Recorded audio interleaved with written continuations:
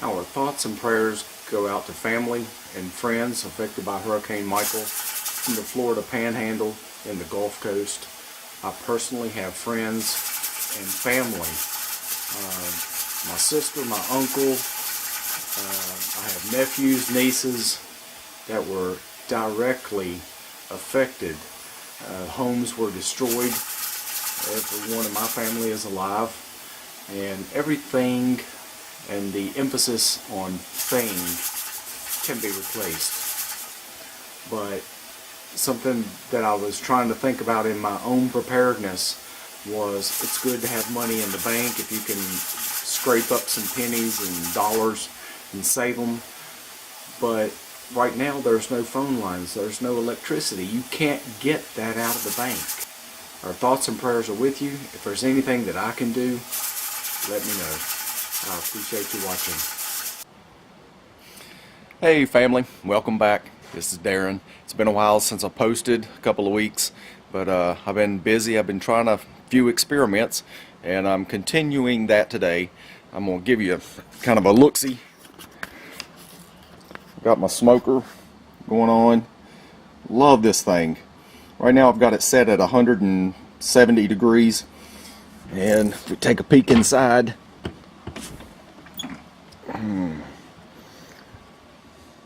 Right there, we're trying some home cured bacon, and right here I've got some summer sausage that I've already made, and I like it, but I prefer a little more smoke. So I'm just seeing if I can double smoke it, get me some more smoke flavor. And so after that cures, I should have about, I don't know, 4 more hours on the bacon or so. Bring it up to a temperature about 155, 160. I'll also be dehydrating some herbs.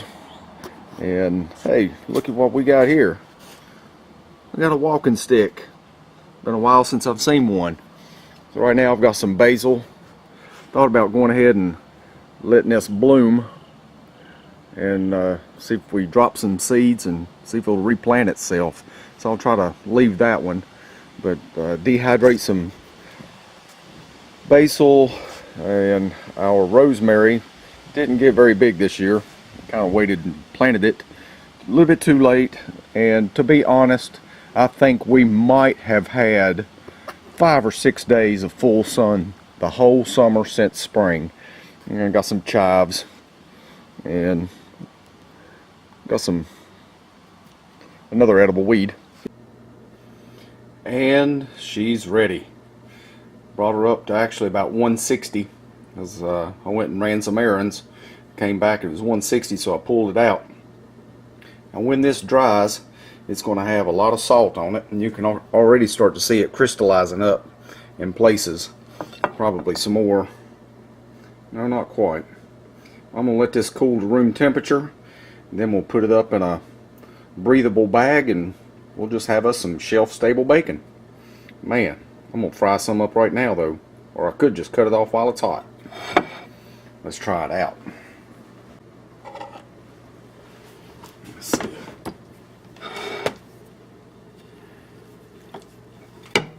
Good night. Oh, yeah.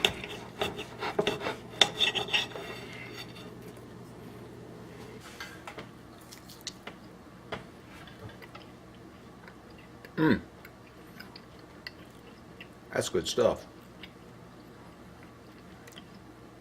A little salty. I don't mind salt. I'm more of a salt person than a sweet person. But I can definitely taste the brown sugar that we put in there. Talking with my mouth full right on camera. Shame on me. Today has been a busy day. My goodness. I've made, I don't know, probably a little over 2 gallons of potato soup. That's what I forgot left, and I'm going to eat that tonight for supper. And the rest of it, the 7 quarts, is sitting there in the pressure cooker, so I'm going to can it up for later. I had another pork loin, so we put that in the smoker. It's all done, ready for supper. I got bread. Oh man, that's going. So nothing ever stops going here. So it's just constant, day after day, always getting ready for something. And the wife is down at the church at the yard sale, and she's been working there.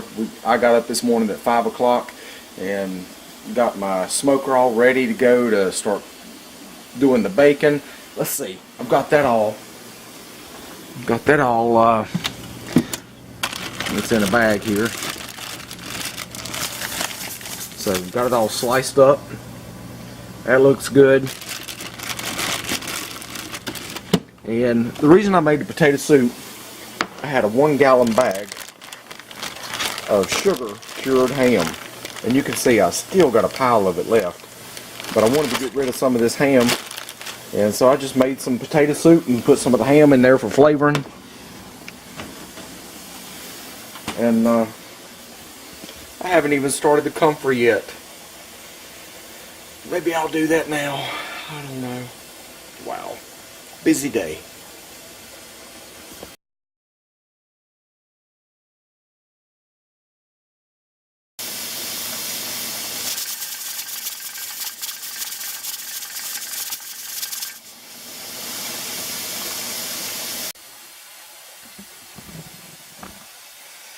Oh, in the words of Randy Macho Man Savage, oh yeah.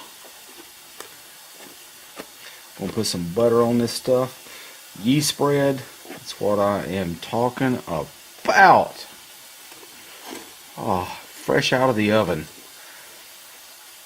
I didn't get the camera angle of the taking them out, but I don't know, you might be able to see some of this steam rising up off of the butter.